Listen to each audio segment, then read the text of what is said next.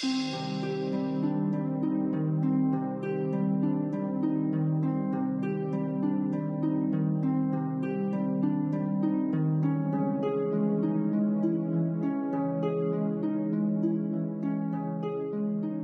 तू ठेवलं होतंस? हो, मी सुद्धा नाश्ता करते. स्वतःसाठी वेगळा नाश्ता करायची काही गरज नाहीये. नाही, मी सगळ्यांसाठी बनवते. या घरात सगळ्यांसाठी चहा नाश्ता मी करते. तसंही तुझ्या हातचा नाश्ता कोणी खाणार नाही. सगळ्यांनाच खूप दुखवलंयस तू. अजून काही जणांचा विश्वास आहे माझ्यावर. ते खातील माझ्या हातचा नाश्ता. पण म्हणजे सिद्धूसाठी पण तू नाश्ता केलायस? हो. अहो, कालपासून त्याने काहीच खाल्लं नाहीये आणि उपमा आवडतो ना त्याला. मी आई आहे त्याची. त्याची आवड निवड अधिक माहिती आहे मला. मोठ्या बाई, सॉरी, मला तुम्हाला दुखवायचं नव्हतं, पण मी काय करते असं तुम्ही विचारलं म्हणून मी सांगितलं. आणि सिडला काय काय आवडतं हे तुम्हालाच जास्त चांगलं माहितीये. इनफॅक्ट सिड बद्दलच्या काही गोष्टी तुमच्यामुळेच कळल्यात मला. अदिती बेटा, बोल ना डॅड. हे बघ, मला सगळं कळलंय की युवराज आणि त्याची फॅमिली इथे हायवेला लागून एक हॉटेल आहे कुठलं, तिथे ते थांबलेत आणि अजूनही ते गेलेले नाहीयेत. ठीक आहे, आपण 10 मिनिटात निघूया. हो येस, लवकर कर, मी वाट बघतोय.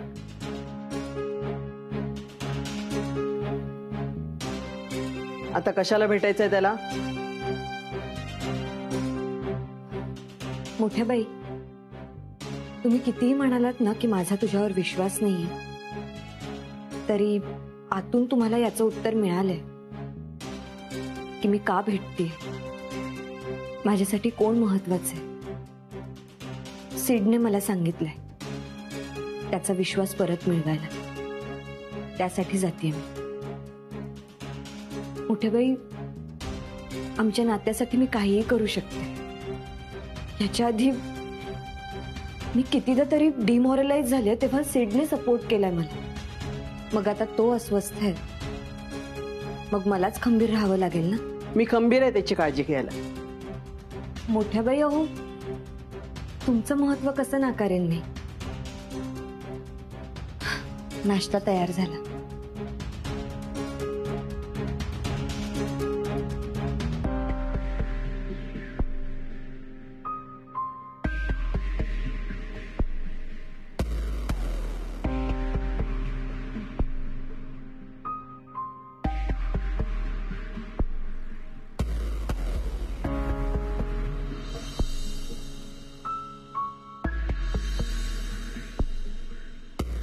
मी सेटसाठी नाश्ता घेऊन जाते.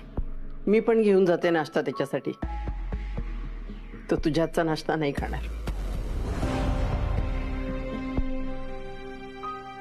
खाई, पण तुम्ही सुद्धा घेऊन या. कालपासून उपाशी येतो, भूक लागली असेल त्याला.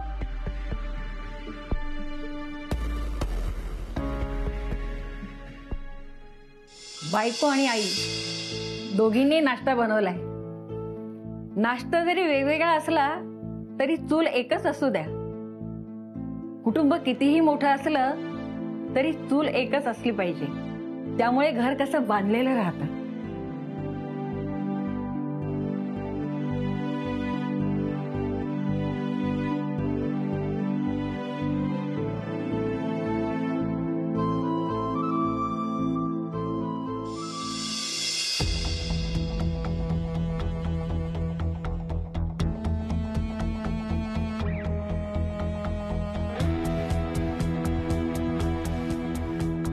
सिड, सिड, अरे काय करतोस?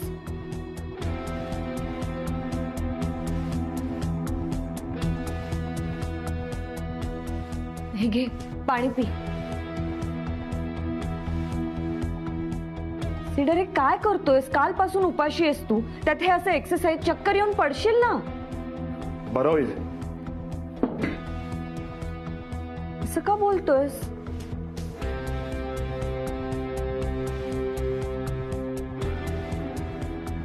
बरं हे घे, खाऊन घे.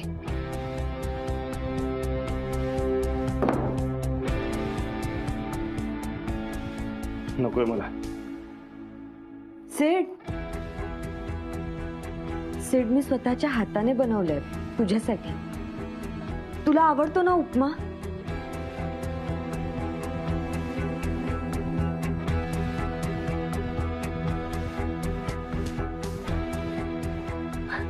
सेड, तुला आठवतंय तुझ्या मुंबईच्या घरी मी धपाटे बनवले होते?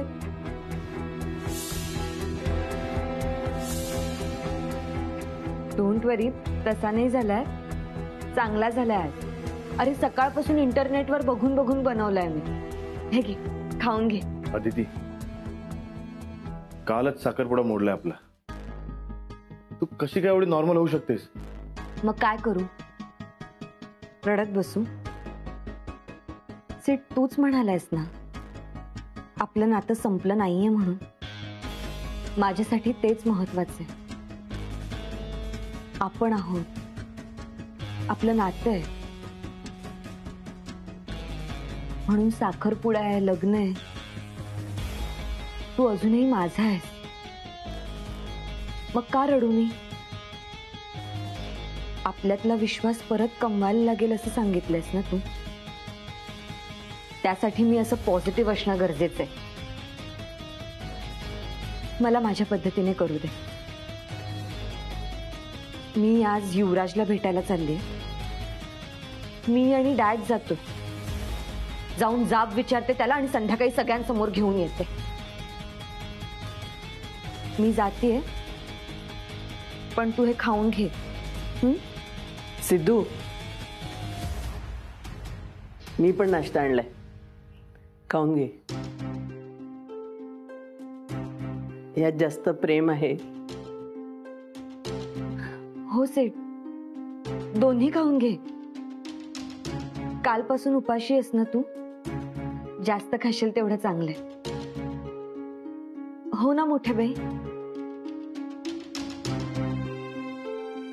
येते मी.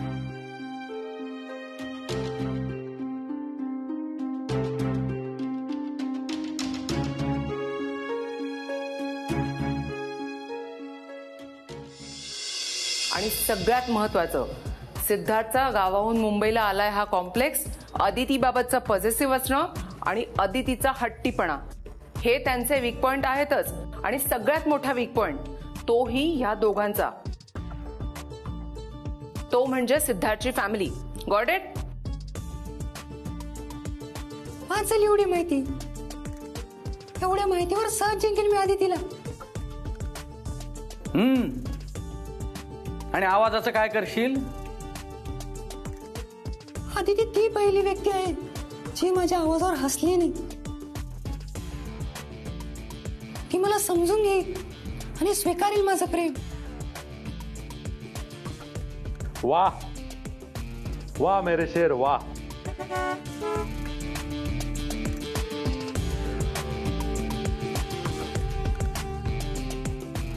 बेबी मर गए. What happened? मिलिंद और आदिती यहाँ आ रहे. काय?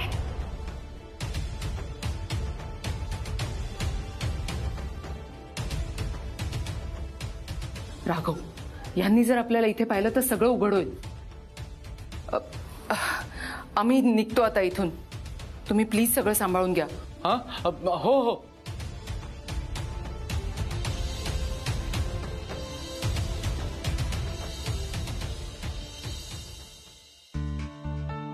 राघव, पण यांना कसं कळलं हे इथे आहेत ते?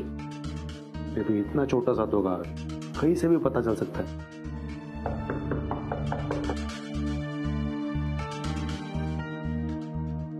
युवराज कुठे? हो आहे ना, आताच आहे. या या ये बेटा अदिती, प्लीज.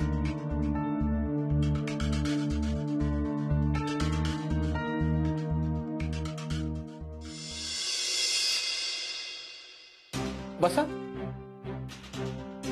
आम्ही इथे बसायला नाही आलो. जाब विचारायला आलो. जाब?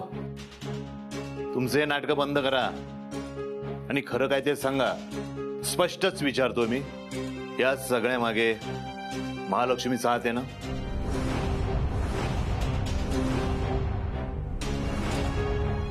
डॅड, हे काय विचारतोस तू? हो अदिती बेटा, तुला माहित नाही, ती महालक्ष्मी आहे.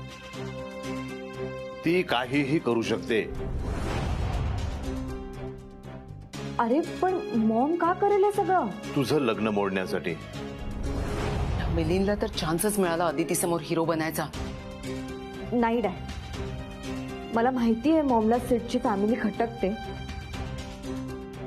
पण तिचा आमच्या लग्नाला विरोध नाहीये. ती नाही करणार असं. अदिती बेटा, जरा विचार कर. साखरपुड्याची तारीख यांना कोणी सांगितली? ह्या गावचा पत्ता यांना कोणी दिला? अजूनही हे ह्या हॉटेलवर कुणाला भेटायसाठी थांबलेत? आणि काल हे काय म्हणाले? हिच्या आईला विचारा. याचाच अर्थ महालक्ष्मीला काहीतरी माहिती आहे. तुम्ही मला खरं खरं सांगा, या सगळ्यामध्ये महालक्ष्मी इन्व्हॉल्व आहे की नाही? नाही, तुम्ही समजता आहात तसं काहीच नाहीये. हे पहा, हिच्या आईला एवढंच माहित होतं की युवराजचं आदितीवर प्रेम आहे आणि आम्ही स्थळ घेऊन त्यांच्याकडे गेलो होतो भेटायला त्यांना. काय? होय, अर्थात महालक्ष्मी मॅडमनी नाकारलं होतं हे स्थळ. पण याबद्दल मॉम कधीच बोलली नाही आम्हाला. त्यावेळी फारसं बोलणं झालंच नव्हतं आमच्यात. आम्ही तुमच्या स्टेटसचे नाहीत असं सांगून महालक्ष्मी मॅडमनी आम्हाला जायला सांगितलं होतं त्यावेळी. पण ते त्यांच्या लक्षातही नसेल कदाचित. आणि हा, कालच्या प्रकाराबद्दल म्हणाल तर आम्ही तिथे येणार होतो याबद्दल त्यांना काहीच माहित नव्हतं. ओके ओके, मान्य आहे. मग मला एक सांगा, तुम्हाला साखरपुड्याचं कोणाकडनं कळलं? वेल, त्याबद्दल आम्हाला कुठून कळलं ते आम्ही तुम्हाला नाही सांगू शकत. हे बघा, विचारतोय ना तेवढंच सांगायचं. आता पोलिसांना बोलवीन मी. पोलिसांची धमकी काय देता हो तुम्ही? कारण त्याशिवाय तुम्ही बोलणार नाहीये. डॅड, डॅड, या सगळ्याची काहीच गरज नाहीये. हे बघा, मी इथे तुम्हाला रिक्वेस्ट करायला आले. युवराज, तुला सुद्धा. खरं काय आहे ते तुला माहिती आहे. मी कधीच तुला खोटी वचनं दिली नाही किंवा माझ्या बाजूने कधी प्रेम सुद्धा व्यक्त केलं नाहीये. तू माझ्या प्रेमात पडलास आणि तरीही तुझ्या इमोशन्सचा रिस्पेक्ट ठेवून मी स्पष्टपणे नकार दिला होता तुला. मी कधीच तुला हर्ट नाही केलं. मग का करतोयस तू असं? माझ्या इमोशन्सचा रिस्पेक्ट नाही ठेवता येत तुला? माझ्या आयुष्यातला सगळ्यात आनंदाचा दिवस खराब करून काय मिळालं तुला? अदिती, माझं खरंच प्रेम आहे तुझ्यावर. प्रेम आहे ना? मग मला त्रास होतोय हे नाही दिसत आहे का तुला? असं हिसकावून घेतात का प्रेम? अगं, सायको असतात असे एकतर्फी प्रेम करणारी माणसं. ह्या प्रवृत्तीची लोक आहेत ना, पुढे जाऊन ऍसिड फेकायला सुद्धा मागे पुढे बघत नाही. बेटा ऐक माझं, या लोकांना ना पोलिसांच्या ताब्यात दिलं पाहिजे. डॅड, शांत हो. बेबी, ये मिलिंद बहुत गुस्से में लग रहा है. तो ये पुलिस बुलाएगा, नहीं तो युवराज को मार के खुद हवालात में जाएगा.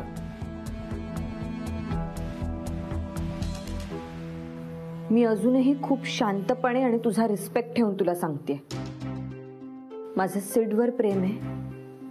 आपलं काहीही होऊ शकत नाही. त्यामुळे उगाच वाद वाढवण्यापेक्षा मी रिक्वेस्ट करते तुला की हा गुंता तू तयार केलायस तो तूच सोडव. म्हणजे काय करायचं आम्ही? युवराजने घरी यायचं आणि सगळ्यांना खरं काय ते सांगायचं. खरं म्हणजे आम्हाला हे मान्यच नाहीये की आम्ही काही खोटं बोललोय. ऐक अदिती बेटा, मी तुला सांगत होतो ना, हे असे ऍक्सेप्ट करणार नाही. यांना आहे ना. डॅड डॅड प्लीज नको. राघव, हे वाढत चाललंय, थांबवायला हवं. लेकिन बेबी हम कर भी क्या सकते हैं? एक मिनिट. हे बघा, बास झाला आता. का वाद घालताय तुम्ही उगाच? आम्ही जर खरंच पोलिसात गेलो ना तर तुम्ही खोटे ठराल. आत टाकतील तुम्हाला ते. सारखं सारखं पोलिसांची धमकी देऊन आम्हाला घाबरवू नका तुम्ही. हा, आम्हालाही पोलिसात नाही जायचंय, पण तुम्ही जर हे असंच वागत राहिलात ना तर नाईलाजाने आम्हाला तोच मार्ग स्वीकारावा लागेल.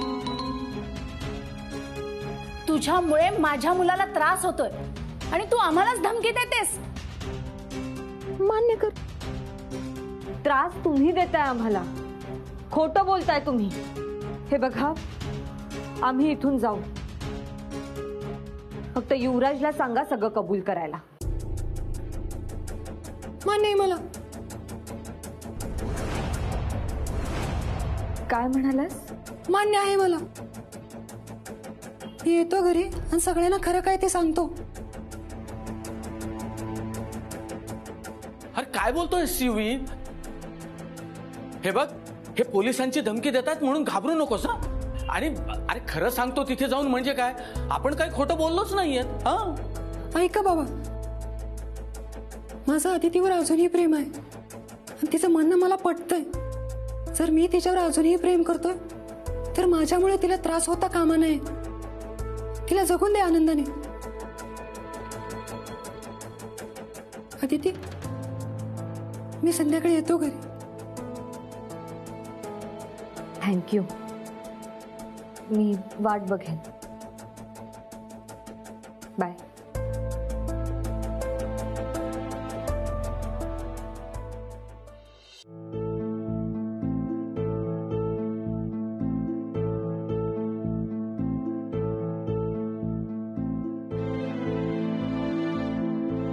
सिद्धू,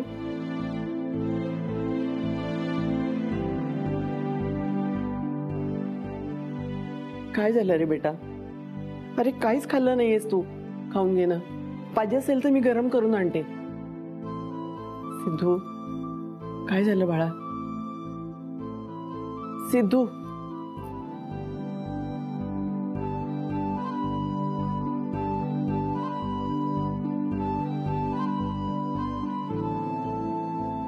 काय झालं बेटा? मोठी होईल. मी काही चुकीचं केलंय का? मी आयुष्यात कोणाचं काही वाईट केलं नाही. माझ्या बाबतीत असं का घडतंय? मी लहानपणी कधी हट्ट केलाय का? कुठल्या गोष्टीसाठी अडून बसलोय? नाही ना. मी मस्तीखोर असलो की समजूतदार पण आहे ना.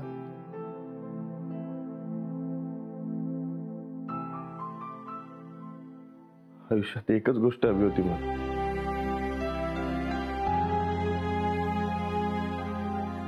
अदितीची सोबत.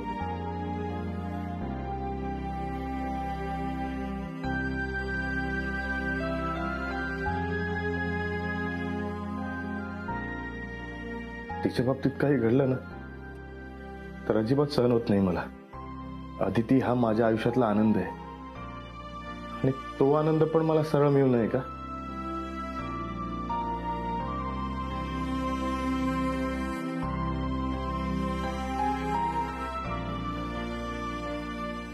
सिद्धू,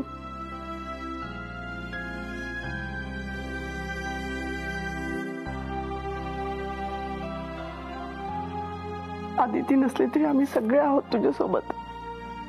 एवढी हक्काची माणसं आहेत तुझी, ती नाही फसवणार. एवढ्या वर्षात पहिल्यांदा या मुलीमुळे माझ्या मुलाच्या डोळ्यात पाणी आलेलं पाहिलंय. या मुलीला मी कधीही माफ करणार नाही.